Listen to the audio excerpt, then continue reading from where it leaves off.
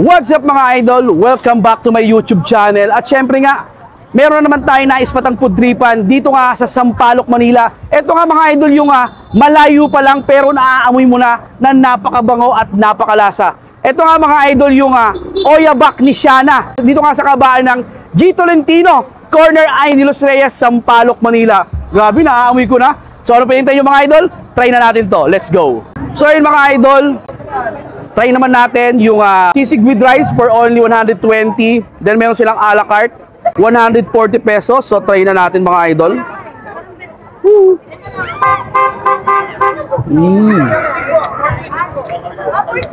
Malinamnam yung sisig nila mga idol.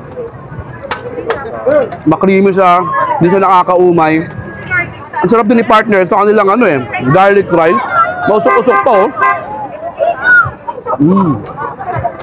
Kita niyo naman mga idol yung tao kanina, napakadaming waiting. Kasi nga mabilis maubos. Di ba? 120 sisig ni Oyabak. Ayan sarap.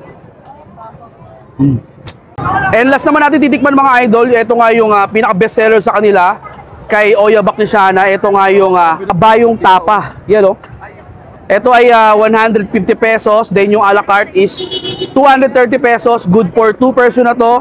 So try na natin. Siyempre kabayong muna.